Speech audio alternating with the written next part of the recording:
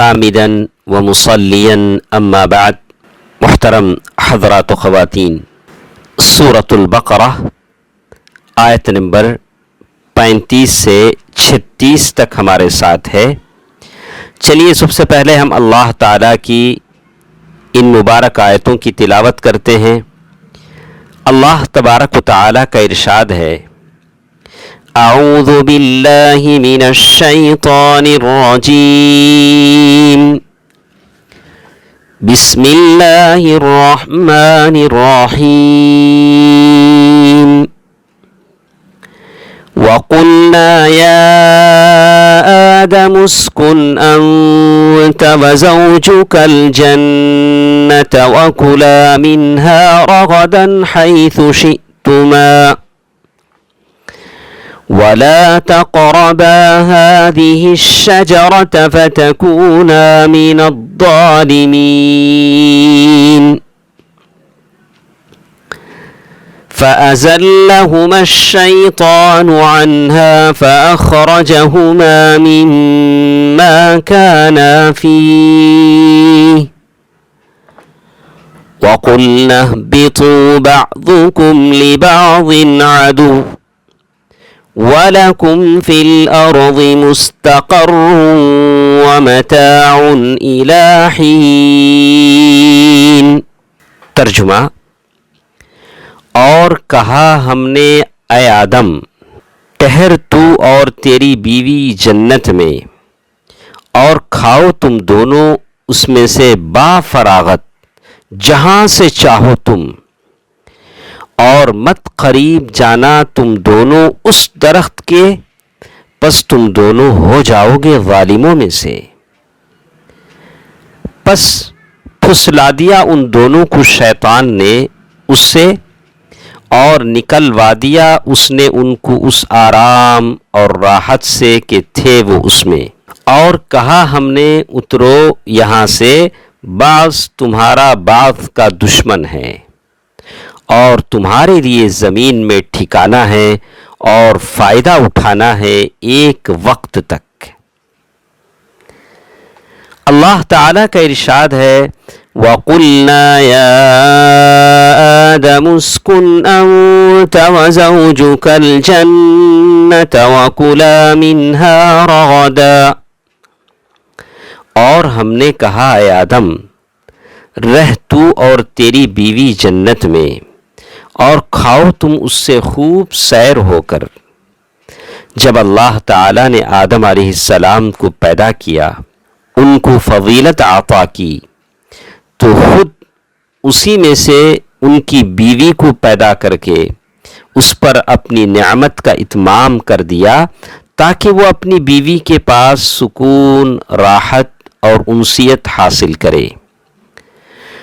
پھر اللہ تعالیٰ نے ان دونوں کو حکم دیا کہ وہ جنت میں رہیں اور جنت میں مزے سے بے روک ٹوک کھائیں پئیں. حیث شئتما یعنی جہاں سے چاہو، مختلف قسم کے پھل اور میوے کھاؤ. اللہ تعالیٰ فرماتا ہے: اِنَّ لَكَ أَلَّا تَجُوعَ فِيهَا وَلَا تَعْرَى وَأَنَّكَ لَا تَظْمَأُ فِيهَا وَلَا تَضْحَى. سورۃ طٰہٰ آیت نمبر 118 سے 119 تک. یہاں تجھے یہ آسانی حاصل ہوگی کہ تو اس میں بھوکا رہے گا، نہ ننگا ہوگا، نہ تو اس میں پیاسا ہوگا اور نہ تجھے دھوپ لگے گی. وَلَا تَقْرَبَا هَذِهِ الشَّجَرَةَ اور دونوں اس درخت کے قریب نہ جانا. یہ جنت کے درختوں میں سے ایک درخت ہے، واللہ اعلم. آدم اور اس کی بیوی کو صرف ان کی آزمائش اور امتحان کے لیے یا کسی ایسی حکمت کے تحت اس درخت کے قریب جانے سے روکا گیا تھا جو ہمارے علم میں نہیں.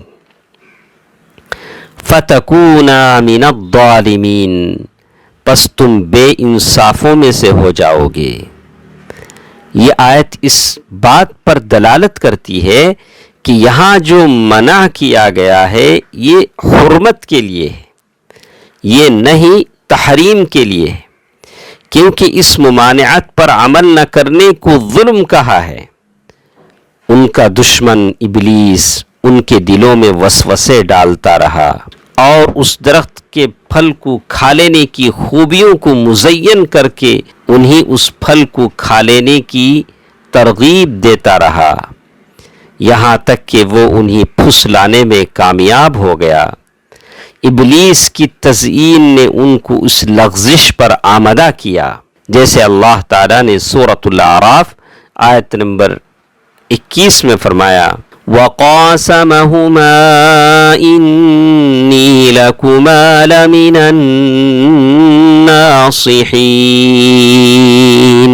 اس نے ان دونوں کے سامنے قسم کھائی کہ میں تمہارا خیر خواہ ہوں۔ چنانچہ وہ دونوں اس کی باتوں میں آ کر دھوکہ کھا گئے اور اس کے پیچھے لگ گئے، اور اس نے ان دونوں کو نعمتوں اور آسائشوں کے گھر سے نکال باہر کیا اور ان کو دکھوں تکلیفوں کی سرزمین پر اتار دیا گیا۔ بعضکم لبعض عدو، تمہارا ایک دوسرے کا دشمن ہے، یعنی ابلیس اور اس کی ذریت آدم علیہ السلام اور اولاد آدم کی دشمن ہوگی، اور ہمیں معلوم ہے کہ دشمن اپنے دشمن کو نقصان پہنچانے کی پوری کوشش کرتا ہے، ہر طریقے سے اس کی برائی چاہتا ہے، ہر طریقے سے اسے بھلائی سے محروم کرنے کے در پہ رہتا ہے۔ اس ضمن میں بنی آدم کو شیطان سے ڈرایا گیا ہے۔ اللہ تعالیٰ کا ارشاد ہے، ان الشیطان لکم عدو فاتخذوه عدوا انما يدعو حزبه ليكونوا من اصحاب السعیر۔ سورۃ فاطر آیت نمبر 6۔ بے شک شیطان تمہارا دشمن ہے، تم اسے دشمن ہی سمجھو، وہ تو اپنی جماعت کو بلاتا ہے تاکہ وہ جہنم والے بن جائیں۔ تَتَّخِذُونَهُ وَذُرِّيَّتَهُ أَوْلِيَاءَ مِن دُونِي وَهُمْ لَكُمْ عَدُوٌّ بِئْسَ لِلظَّالِمِينَ بَدَلًا۔ سورۃ کہف آیت نمبر 50۔ کیا تم اسے اور اس کی اولاد کو میرے سوا اپنا دوست بناتے ہو، حالانکہ وہ تمہارے دشمن ہیں، اور ظالموں کے لیے بہت ہی برا بدلہ ہے۔ پھر آدم اور حوا علیہم السلام کو زمین پر اتارے جانے کے مقصد سے آگاہ کرتے ہوئے اللہ تعالیٰ نے فرمایا، وَلَكُمْ فِي الْأَرْضِ مُسْتَقَرٌّ، یعنی زمین کے اندر تمہارا مسکن اور ٹھکانہ ہوگا، وَمَتَاعٌ إِلَىٰ حِينٍ، تمہارا وقت پورا ہونے تک تم نے اس سے فائدہ اٹھانا ہے، پھر تم اس گھر میں منتقل ہو جاؤ گے جس کے لیے تمہیں اور جسے تمہارے لیے پیدا کیا گیا ہے۔ اس آیت کریمہ میں اس زندگی کی مدت عارضی ہے، ٹیمپرری ہے، اور ایک خاص وقت تک کے لیے ہے۔ یہ دنیا حقیقی مسکن نہیں ہے، یہ دنیا جی لگانے کی جگہ نہیں ہے، یہ تو ایک راہ گزر ہے جہاں سے اگلے جہاں کے لیے زاد راہ حاصل کیا جاتا ہے۔ اس راہ گزر میں مستقل ٹھکانہ تعمیر نہیں کیا جاتا۔ کچھ اور باتیں ہمارے ساتھ ہیں، انشاءاللہ اگلے درسوں میں ہم سنیں گے۔ اللہ تعالی بہتر بات سننے اور عمل کرنے کی توفیق دے، آمین۔ والسلام علیکم ورحمۃ اللہ وبرکاتہ۔